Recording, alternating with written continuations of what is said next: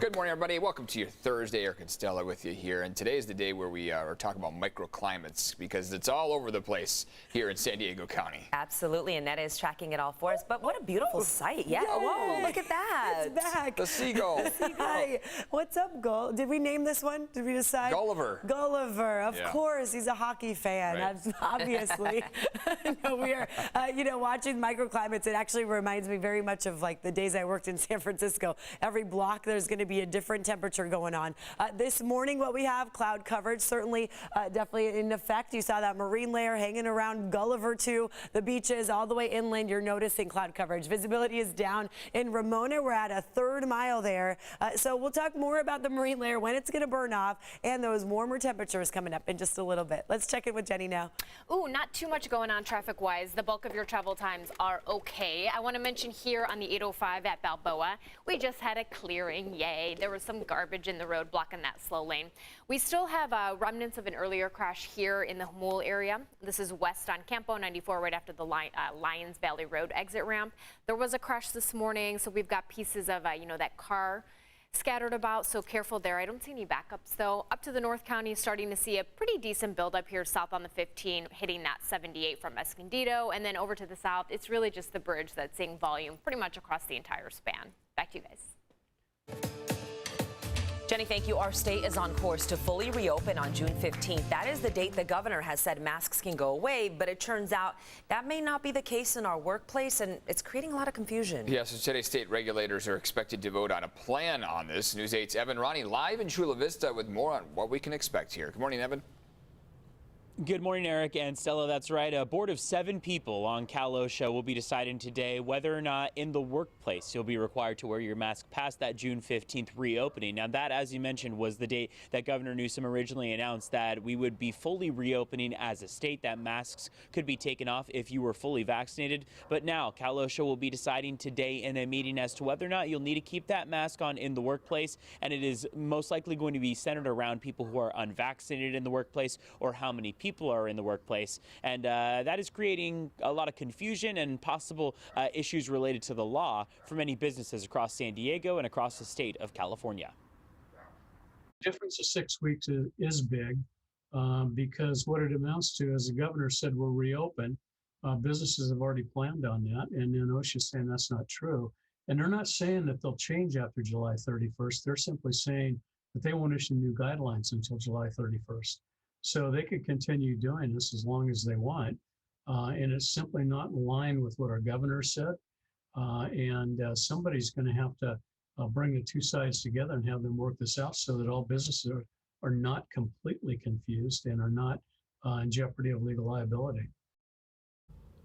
And that Jerry Sanders, the former San Diego mayor and current president of the San Diego Regional Chamber of Commerce. Now, 2 weeks ago, the board postponed a vote that would have allowed employees in the workplace to remove their masks. Today, they could vote to require them in the workplace beyond that state reopening of June 15th. The board is made up of 7 people appointed by Governor Newsom as part of the Division of Occupational Safety and Health. And that board is also expected to regulate that if one person in a room or workspace is unvaccinated, that everyone in that workspace be required to continue to wear a mask. That meeting scheduled for 10 a.m. today. They could set down those regulations and possibly give an expiration date on that. But again, there's still more to come as they bring that 10 o'clock meeting about. So we'll bring you the latest as we hear it. But for now, I'll send things back to you, Stella and Eric.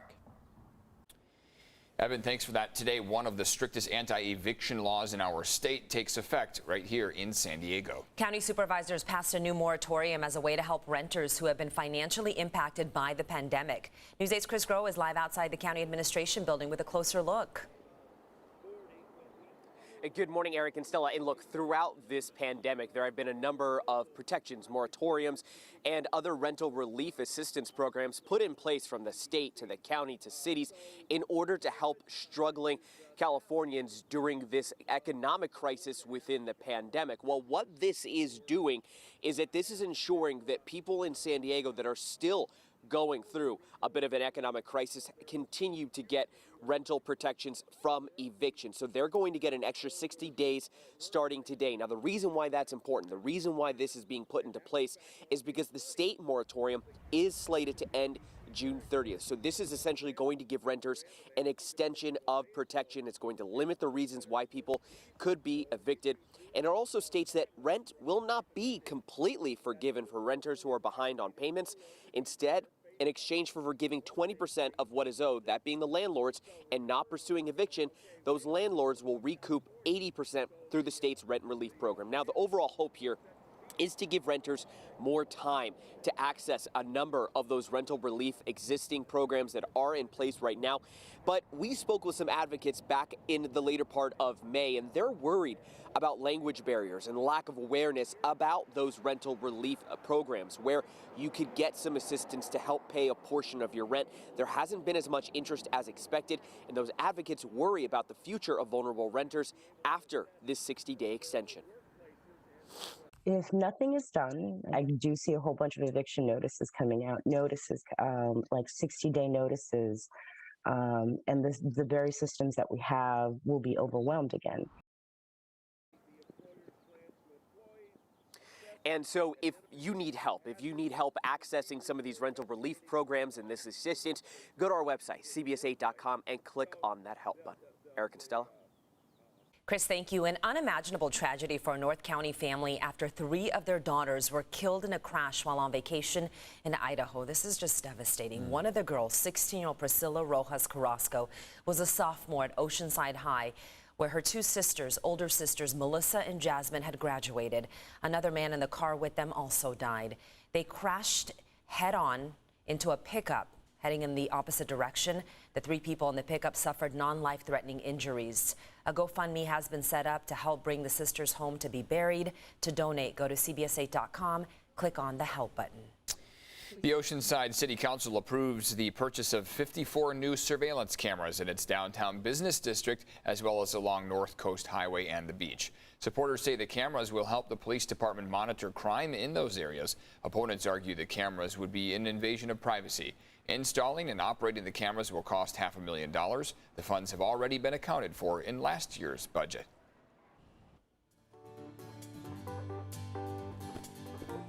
Well, today we are bringing out our big red shoes for Red Shoe Day. Here they are. Eric, what size? Yeah, these got to be like size 13s or 14s. Definitely not my size. They're red, they're bright, they're shiny. We are helping raise money for San Diego's Ronald McDonald House. Couldn't be a better cause. It really is such a great organization. They provide a home away from home, as you know, for families of seriously ill or injured children at local hospitals.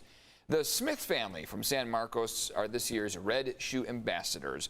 Their daughter has been in the ICU for more than a year. They say staying across the street from Rady's has been a blessing. I don't see how her healing would have been the same if we didn't have, if we weren't just a 2-minute walk away. So usually you'd see us at the intersections with these boots trying to fill them up with money that you have by your car. But instead of donating at the intersections countywide this year, you can make a donation right from your home. We're making it very easy on you. Head to cbs8.com/community, then click on Red Shoe Day. You can also text the word Red Shoe to 243725, the number on your screen, Red Shoe 243725. And again, today all donations will be matched 100%. That's right? incredible. So you give $25, it turns into $50. That's awesome. To help out a lot of kids who really need it. Today's the day. Yeah, and hopefully by having it online or through text, they may make more money, right? If it's the convenience of what's in your hand, you can do it that way. I still want Chris Groh to wear a red tutu, though, because that was way too much fun. He doesn't have to be on an intersection. Just wear the red tutu. He did that a couple years ago, a couple years in a row. I think he liked it.